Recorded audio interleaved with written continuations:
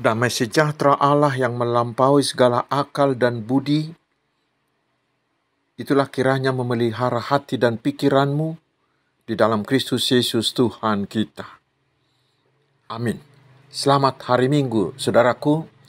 Marilah kita menerima firman Tuhan yang ditetapkan untuk minggu pertama sesudah Epifanias hari ini, yaitu dari kitab Keluaran pasal 6, ayat pertama hingga ayat yang ke-8. Saya akan membacakan menurut Alkitab Terjemahan Baru edisi 2. Mari kita simak dengan baik. Selanjutnya Allah berfirman kepada Musa, "Akulah Tuhan. Aku telah menampakkan diri kepada Abraham, Ishak, dan Yakub sebagai Allah yang Maha Kuasa. Tetapi dengan nama Tuhan, aku belum menyatakan diri.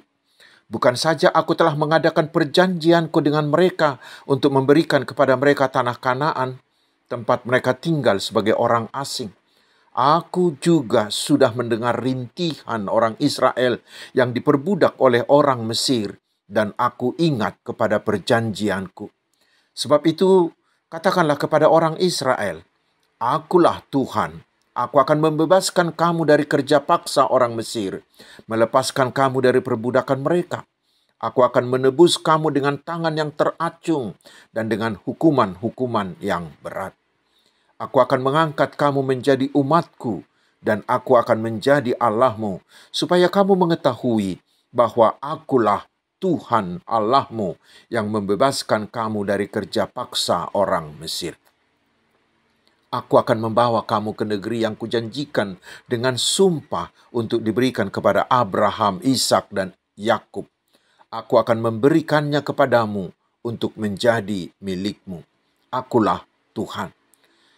Lalu Musa menyampaikannya kepada orang Israel, tetapi mereka tidak mendengarkan Musa karena mereka putus asa dan karena perbudakan yang berat itu. Demikian firman Tuhan. Saudara-saudaraku yang diberkati oleh Tuhan Yesus Kristus, bila kita didera penderitaan yang beruntun, mungkin dalam hati kita muncul pertanyaan, apakah benar Tuhan masih menyertai saya? Dan bila pertanyaan ini tidak terjawab, itu akan membuat kita menjadi putus asa. Tetapi di hari ini, di minggu Epifanias ini, melalui perikop pengutusan Musa ini, Tuhan benar-benar menyatakan dirinya juga kepada kita. Itulah yang memberi jawaban atas pertanyaan tadi. Ternyata saudaraku, Tuhan mendengarkan semua teriakan minta tolong dari umatnya. Ayat 5. Dan Tuhan pasti bertindak untuk menyelamatkan umatnya. Karena itu mari kita coba menelusuri perikop ini. Yang pertama, ketika itu Israel diperbudak oleh Firaun di Mesir dengan begitu menyakitkan. Sepertinya tidak ada yang bisa melepaskan mereka. Itu yang membuat mereka menjadi putus asa tanpa harapan. Tetapi di situasi tanpa harapan itulah Tuhan menyatakan dirinya sebagai Allah penyelamat. Di ayat 2, Tuhan memperkenalkan dirinya kepada Musa dan kepada kita hari ini dengan berkata, "Akulah Tuhan, bukan yang lain. Hanya Yahweh, Allah yang benar." Dengan perkenalan itu, Tuhan menyatakan bahwa hanya Dialah Allah yang mampu dan mau melepaskan umatnya. Allah mengumumkan bahwa Dia jauh lebih kuat dari Firaun yang merasa jagoan yang menindas mereka itu. Tuhan meyakinkan Musa dan meyakinkan kita hari ini bahwa Dialah Allah satu-satunya yang mampu melakukan segala hal. Tidak ada Allah atau kuasa manapun yang mampu melawan Dia. Bila Tuhan berkehendak melepaskan umatnya, siapapun tidak akan bisa menghalanginya. Itu sangat nyata dengan kehadiran Tuhan Yesus di dunia. Dengan kebangkitannya, kuasa dosa, kuasa maut, dan kuasa iblis pun dikalahkan oleh Yesus. Maka sangat terang benderanglah bahwa sebenarnya Yesuslah juru selamat yang sejati. Itu yang pertama. Yang kedua, saudaraku, ada yang menarik dari perikop ini. Mari kita baca dengan teliti. Ada beberapa kali Tuhan mengatakan, "Akulah Tuhan." Apa artinya itu? Itu menunjukkan keseriusan, kepedulian, dan kesungguhan Tuhan melihat dan menyelesaikan masalah umatnya. Tidak ada sedikit pun rasa anggap remeh.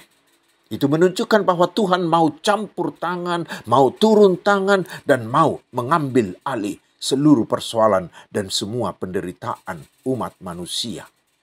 Masalah umatnya dibuatnya menjadi masalahnya sendiri supaya umatnya terbebas. Karena itulah Allah mau menjadi manusia, menyatu raga dengan manusia di dalam Yesus Kristus Tuhan kita.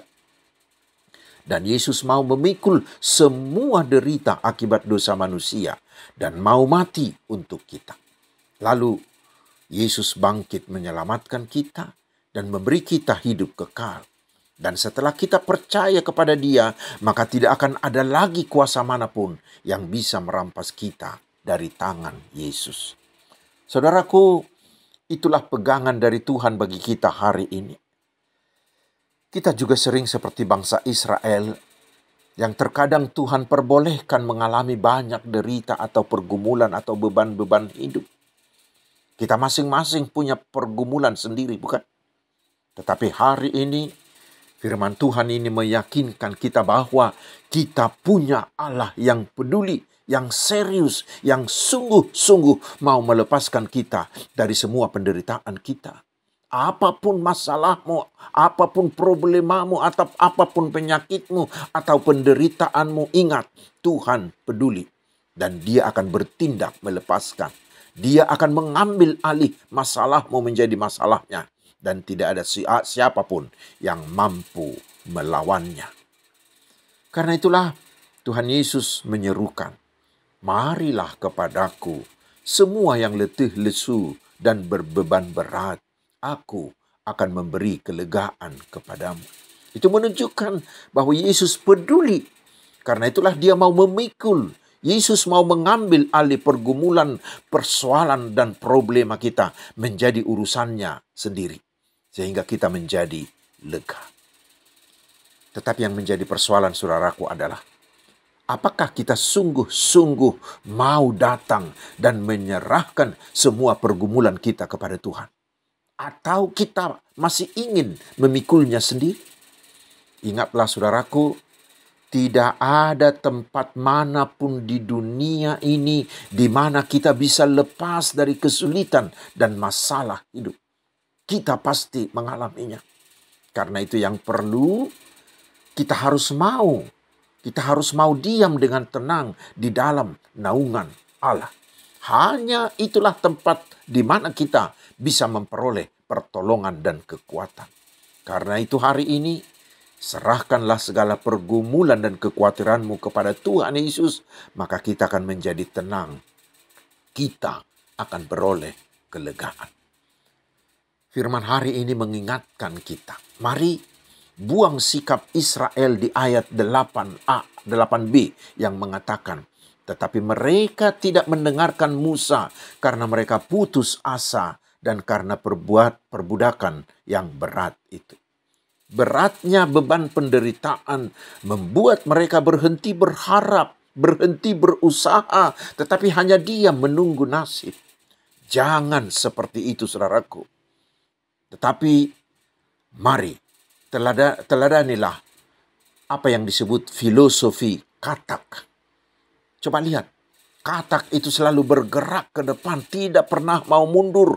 Dia pantang mundur, tetapi selalu maju, bergerak, mengalahkan semua tantangan. Kita juga harus seperti itu. Dengan mengandalkan penyertaan Tuhan yang pasti ada untuk kita. Ingat, Tuhan menciptakan setiap orang percaya itu lebih dari pemenang. Karena itu mari teruslah bergerak. Teruslah maju bersama Tuhan. Tuhan akan memampukan kita mengatasi setiap masalah. Apapun pergumulan, apapun beban beratmu, ingatlah. Kita punya Tuhan Yesus, Sang Pembebas yang peduli dan yang mau mengambil alih masalah kita. Supaya kita menjadi lega. Tetapi memang saudaraku, ini hal yang ketiga. Tuhan sering menunda. Tuhan sering menunda. Bahkan Tuhan sering seperti tanda kutip bersembunyi atau menjauh dari kita. Coba bayangkan, Israel diperbolehkan menderita di perbudakan Mesir selama 80 tahun. Tetapi lihatlah, Tuhan datang melepaskan umatnya itu. Ingatlah saudaraku, ada waktu yang tepat dari Tuhan bagi kita semua. Ingatlah, Tuhan lebih tahu apa yang terbaik bagi kita. Dan seperti khotbah di tahun baru kemarin, kita diyakinkan Tuhan pasti membuat semuanya indah pada waktunya. Karena itu yang Tuhan inginkan dari kita adalah iman dan pengharapan yang teguh. Sehingga kita mau diam dengan tenang menunggu Tuhan bertindak menyelamatkan kita. Keluaran 14 ayat 14. Jangan pernah memaksa Tuhan. Jangan pernah mendahului Tuhan. Dan jangan pernah menjadi pesimis. Tetapi diamlah dengan tenang dalam iman dan pengharapan.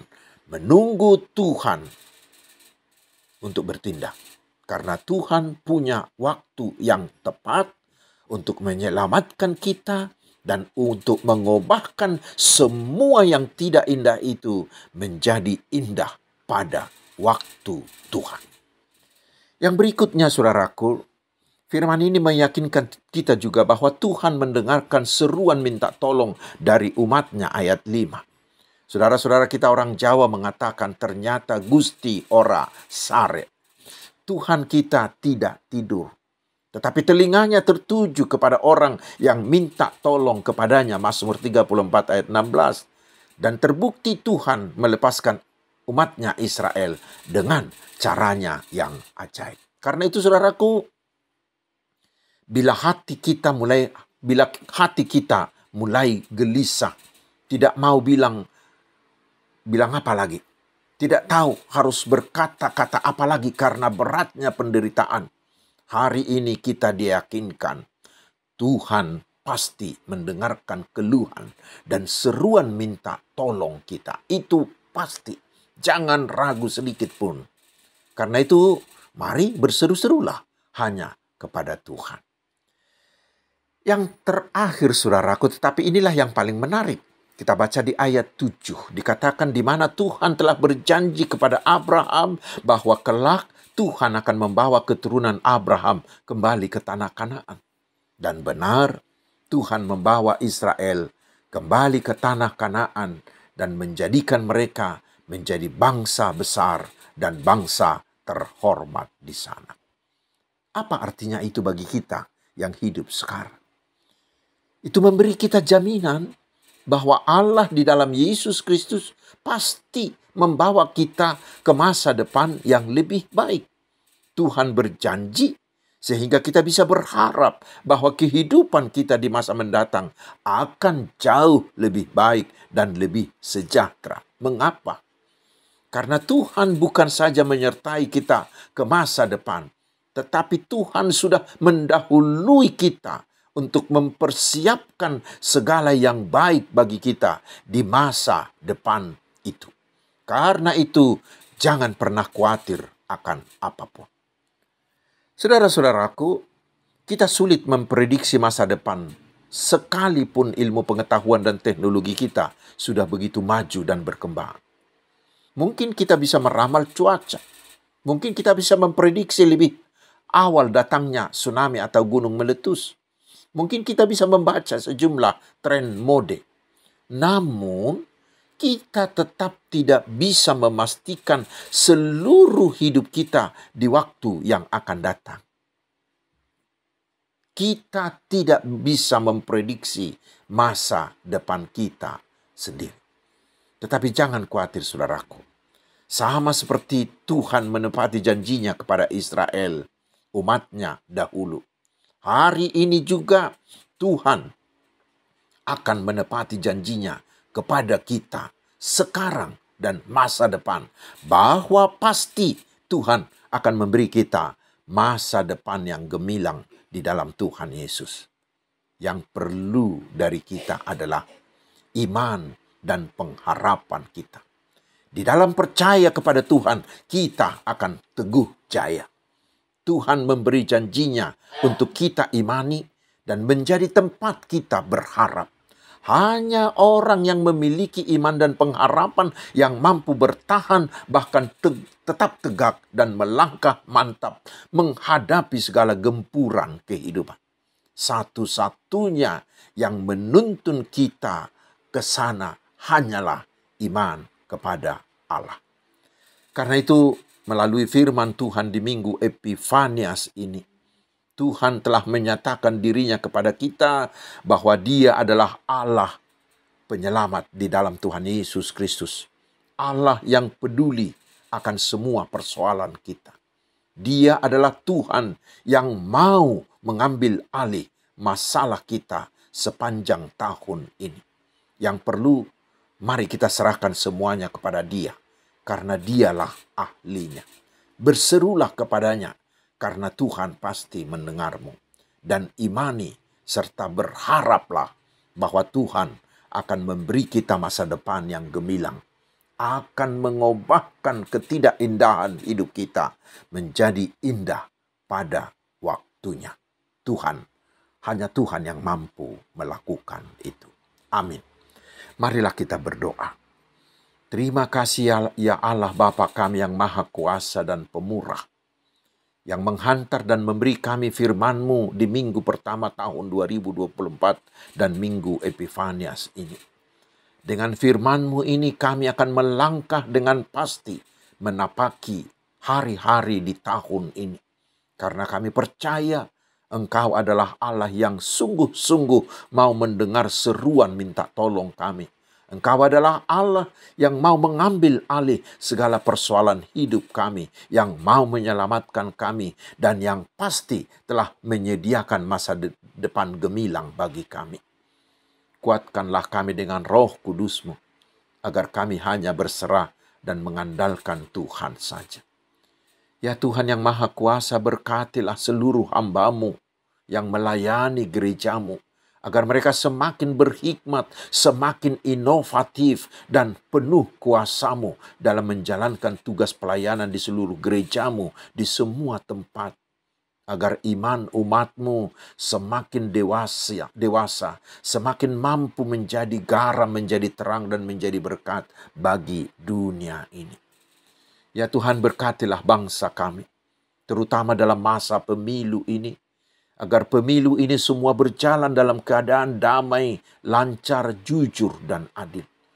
Walaupun pilihan kami berbeda-beda, tetapi biarlah Roh Kudus-Mu terus menyatukan dan memperkokoh persaudaraan kami sebagai anggota gereja-Mu dan sebagai anak bangsa ini. Berikan kami hikmat-Mu untuk memilih para pemimpin yang sesuai dengan kehendak-Mu, bukan menurut kehendak kami atau menurut kehendak kelompok kami. Berkatilah kami semuanya ya Tuhan. Berkati pekerjaan, usaha, studi, juga kesehatan dan keluarga kami. Karena Engkau adalah Gembala Agung yang pasti mencukupkan segala yang kami butuhkan. Terima kasih Bapa di sorga. Di dalam nama Tuhan Yesus Juru Selamat kami berdoa.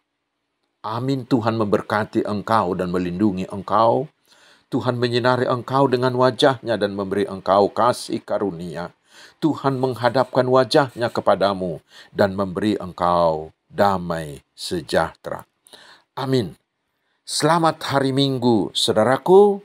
Tetaplah bersukacita di dalam Tuhan Yesus. Tuhan Yesus memberkati kita.